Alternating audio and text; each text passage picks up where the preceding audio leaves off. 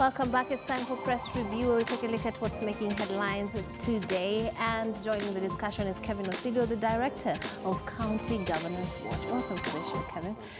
Now, let's start off. We have two editions of the Standard. One is going with the big coast firm, while the other shocking opulence of fake gold suspects. Now, let's start with the story on the big coast firms shifting business to Nairobi, and we are told leading manufacturers, cargo handlers and property investors dump Mombasa port cash shifts to the capital city, worsening economic options. And a lot of the investors, those who are associate of said investors, have been up in arms with the difference that is going to be brought about by the shift to SGR, or rather the push for that shift. And this is just indicating some of those currents that are coming with the new way of doing things. And we are told here that Mohammed Jaffa, who is arguably one of the biggest employers in Mombasa as a result of his cargo handling operations, and more recently the offloading and packaging of cooking gas, has shifted to the city, and this could cost a lot of people their jobs. What's your take on this?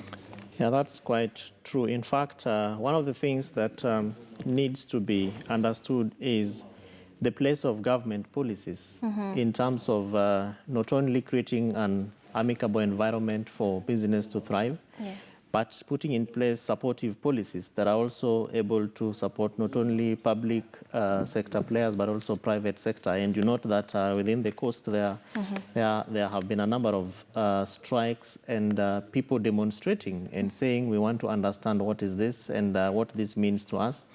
And especially given that this is coming in the wake of the national celebrations at the coast, where citizens should have been given the opportunity actually to understand the government's plans with regards to all these issues. Because yes, we know that His Excellency the President has a great idea. He has a agenda, the big four agenda items, and manufacturing is one of those very key agenda items. And so it needs really to be broken down to citizens so that they are able to understand what are these drivers that are supposed to push the economy in such mega cities like Nairobi, Mombasa, and even Kisumu and other upcoming urban areas. And so it is important, therefore, in my view, that softer and safer grounds for joint conversations need to be put in place. And I am looking forward to seeing how the Mombasa City County is going to be able to respond to some of these needs.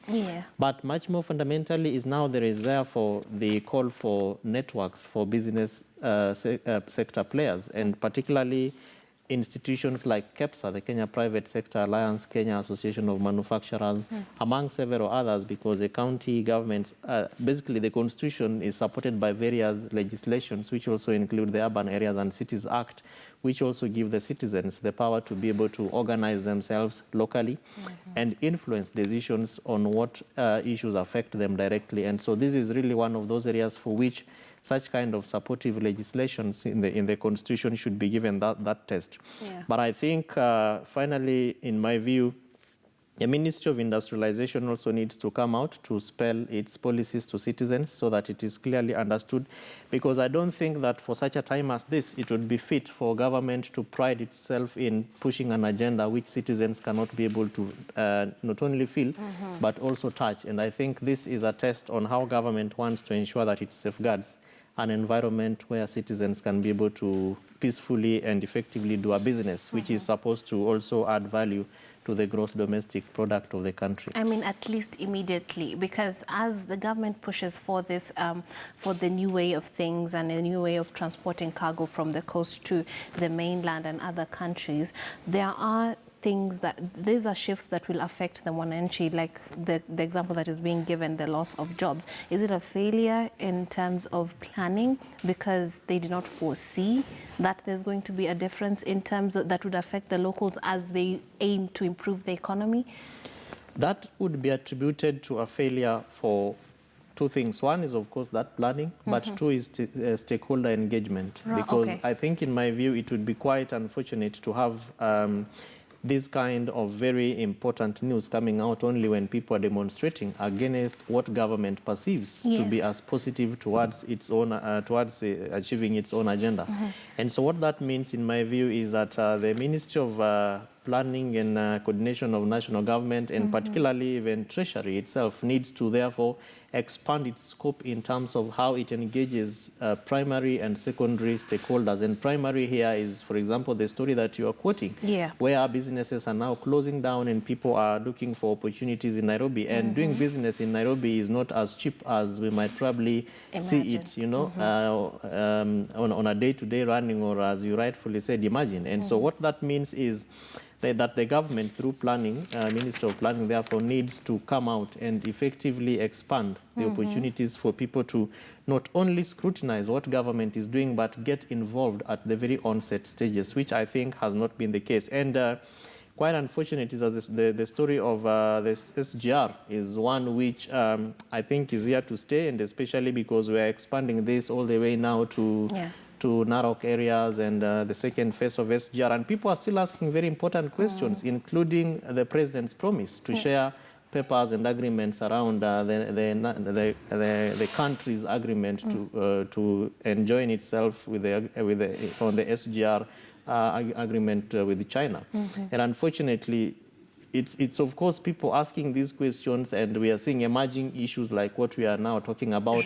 Unfortunately, government is not taking the responsibility to be responsive enough and to respond to some of these questions, which I think, in my view, one day will really fall back very heavily on the government. So the recommendation, therefore, in my view, is that expand the scope for public engagement, let people talk about these issues, and the local businesses. Not just talk, they must listen in view of meeting those needs. Not putting a stop to the projects, but figuring out solutions surrounding. Yes, and that's what I was just about to say, that the local businesses now need to begin, not just begin, but to continue to organize effectively, even to monitor the recommendations and proposals that have been put forward by national government and other stakeholders. And if they are not effective in their view, then we need to see stringent measures. For example, petitions that are submitted to court to stop some of these processes, so that we see a scenario where government is also responding to the needs of the citizens, because government really, in terms of business, is supposed to create that environment. It's supposed to ensure that there are policies, legal frameworks that support that also support the ease of doing business. But when government now comes to make it very difficult, then the question that would beg is, why is it so? And so what can we do about it? And you know, one of the selling points for that railway was that it would revitalize and make businesses along its path, you know, come alive. But clearly at the port itself, things are shifting in the other direction. So clearly, while the system, the intention was good, there must be need for the locals to be considered, and solutions that work for them be implemented, or rather even just talked about, and, you know, at the very least, because we've been witnessing weekly protests. I think this is a mega government investment that it would be very unfortunate if Kenyans are left out, and especially when you're talking about the era of leaving no one behind. And if government is depending on Kenyans to be able to also drive its agenda for economic growth and to support the president's Big Four, particularly on manufacturing, then we need to see supportive measures which are also going to guarantee that the spaces for citizens are also protected, and that people really don't need to demonstrate for their voices to be heard. Yes, it is their constitutional right, it is their space, but I think that government needs to be adaptive enough to the changing environment, where then if it is about SGR and people are talking about issues, let action be taken. And beyond the demonstrations, let's do petitions and send them to a court of law. Now, let's take a look at page 2 of the Standard. You're told about the chaos that ensued at the Nairobi County government. Chaos as MCAs clash over fresh bid to kick out Elachi, and that is the speaker that has been under siege. We're told that the anarchy rocked the Nairobi County Assembly once again yesterday in the wake of a fresh attempt to impeach Speaker Beatrice Elachi. And then pictured right there is the drama that you're being told about in the headline, and the chaotic scenes after members of parliament supporting Beatrice clashed with those supporting Majority Leader Abdi Guyo at City Hall yesterday. This seems to be a never-ending dramatic, deadlock between the two camps. What's your take on this when you see these honorable MCAs trading blows and shoving and having scuffles every other week just over who will be Speaker of the Nairobi County Assembly? Trix, this is very unfortunate because I think maybe since April last year we've been talking about this single issue. And the unfortunate bit of it is that history is not going to judge these quote-unquote honorable members on the virtue of on the premise of how much energy they emitted on each other and their attacks and all these factions. History is going to look at how many number of laws, legislations did they put in place to ensure that the people who elected them and the parties that nominated them to the county assembly were effectively protected, and that the role for which they are put in place have been exercised, which include representation. So we'll be looking at the number of laws and the policy environments that they have been able to monitor.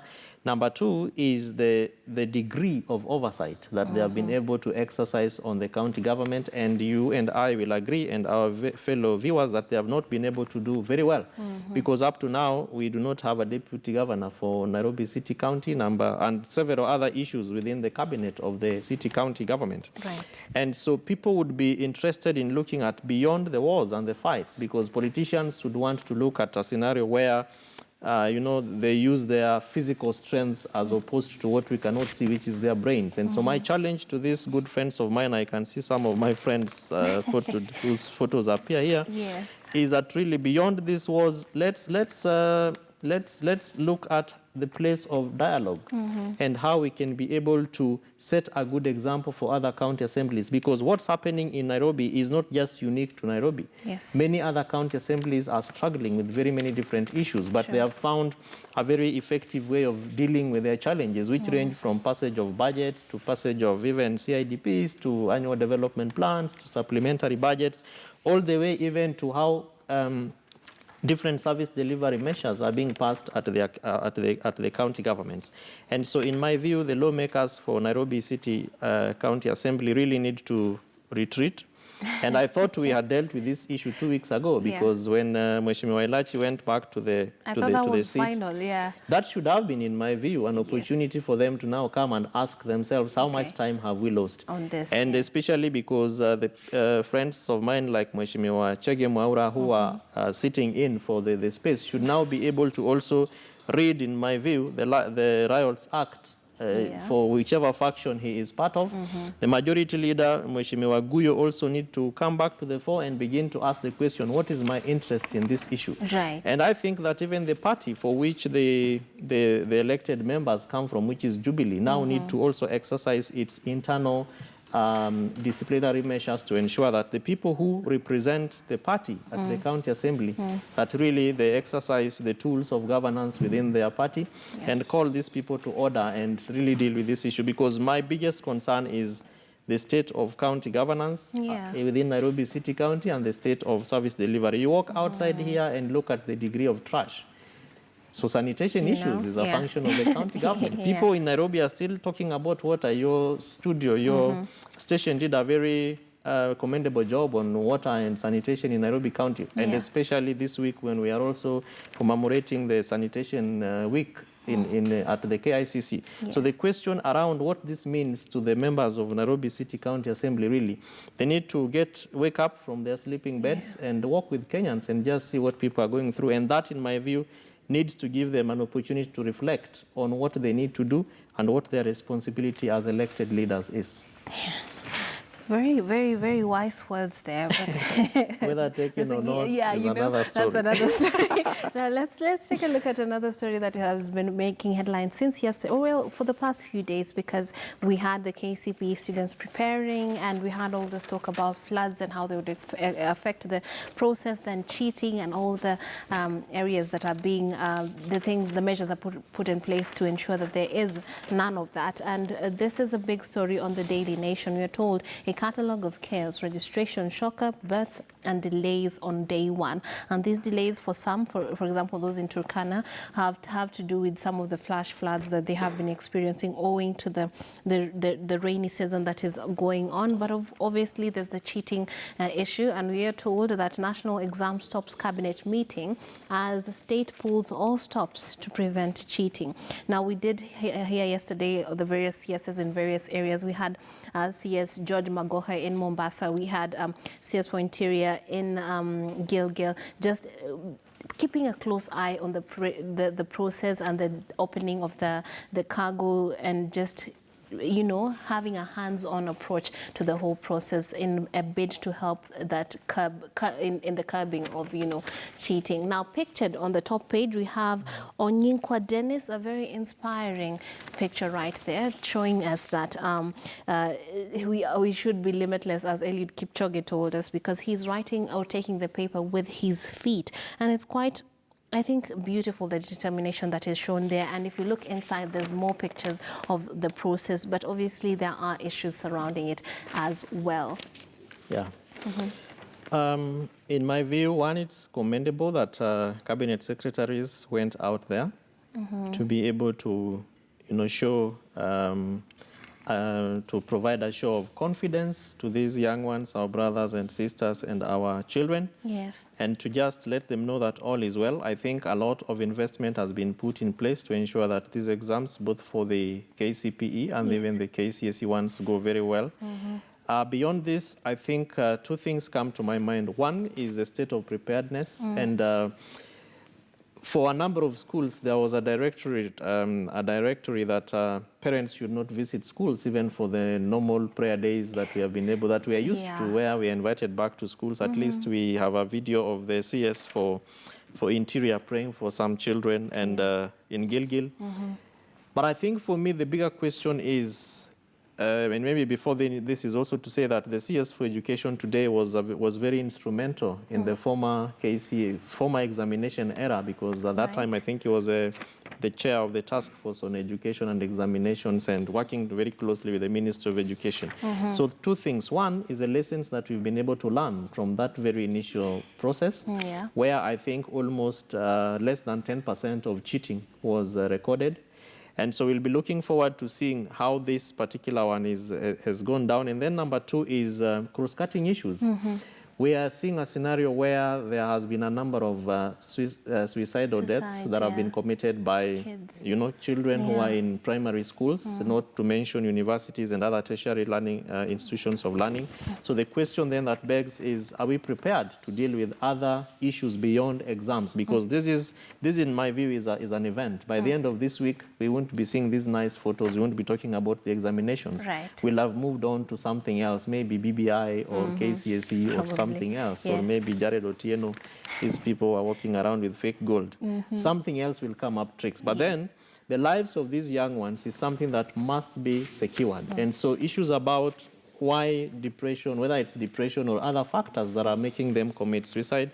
Number two is issues to do with early pregnancies. You note that, again, your paper, the Standard, carried towards the end of about 2 months ago, a total number of many young kids in primary schools who had very,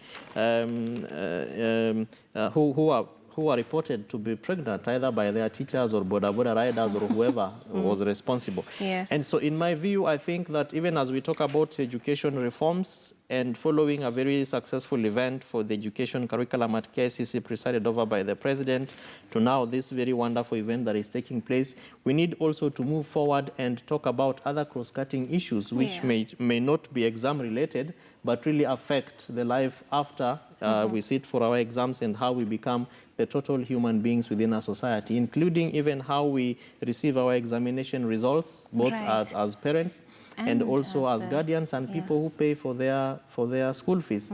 And again, tricks, because we are talking about a situation where it's about CBC, curriculum-based competency, and we are saying that nobody will not go to Form 1, that everyone who sits their KCP exams today whether you score 5 marks or you score 10 marks, it's really about your competency. Yes. So what does that really mean to the kids whose lifestyle and whose orientation has been that the exams is really what it is? Yes. And in many meetings I have gone to, even at the county levels, where you are invited to just come and share your stories and as you talk and motivate the children, it's about the number of marks that you score. Right. So I think we also need to demystify CBC against the expectation that the marks that you will be able to score at the examination level determines who you become. Sure. And I'm glad you brought that up, the issue about teen pregnancies. And this is a picture that has been painted by the Standard on page 4, where we can see a candidate from Ogenya Primary School sitting for her KCPE exam as her newborn takes a rest at the Ahero Sub-County Hospital in Kisumu yesterday. You cannot, you cannot compete with that picture in terms of making it clear that something needs to be done about teen pregnancies. And I'll just leave it at that. The story has been covered largely across board. All the papers are giving us the latest on the taking of the KCPE exams. Now that you brought it up, on page 4, fake gold suspect lives on the fast lane, and this is a state wants to seize the 2018 Bentley Contingent DT alongside a custom-made Porsche Panamera of 2015 worth 30 million, arguing they are proceeds of crime. And this has to do with the shocking opulence, as it is being termed, of 300 million shillings fake gold suspect, who has been named here as Jared Otieno. Now, what's your take on this one? Tell us more. This is, I probably have nothing to talk about, especially with regards to this. But I think on a wider scale, this is not new, because in 2015, I think this is the same gentleman who went to Meru to pay his dowry in a very flamboyant manner, in a manner in which looking at one, not to say that young people like you and I cannot make money, but the degree of money that you make, depending on how old you are at that particular point in time. And by Kenyan standards. And by Kenyan standards. And number two is it's not normal that you are going to pay your dowry and a host of this amount of politicians are following you and they are part of your process. Unless they are following the money. Unless you're very good friends and that they really have a good reason for why they are doing that. But then the shocking thing, in fact, I was shocked last night when I saw this on some social media post, when somebody was making a comparison. So you tell us you're this rich, you're going to, this very interesting ceremony in Meru. And then today we are talking about you as a fake gold digger.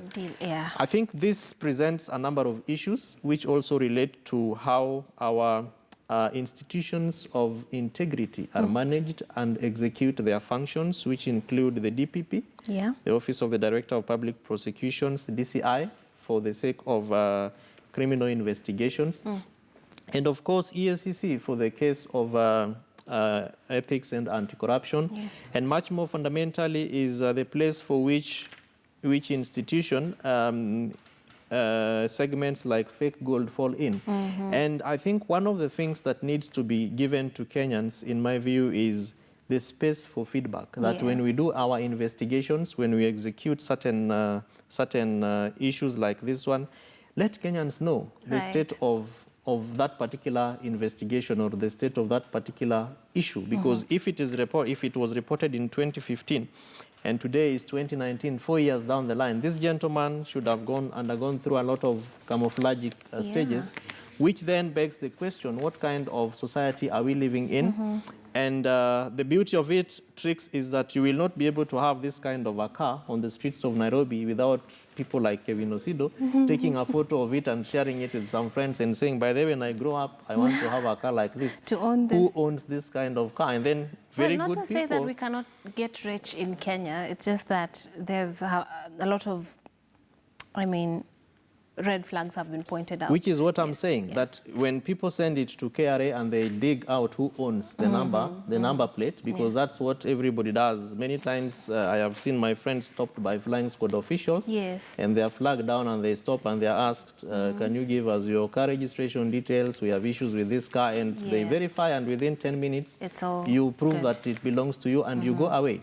But that's what we are saying, that we should be able, if when flagged down with this kind of cars, and I agree with you not to say that you and I and several other young people cannot own these cars, but we should be able to do what many times, and those of us who are in governance and leadership have been asking for, a lifestyle audit, and that you are able to account for every coin, for every shilling, for every note that you have within yourself, and that you're also able to count for every pair of shoe and every belt and every earring and bangles that we have on our hands. Because otherwise, I think we have just been talking about education.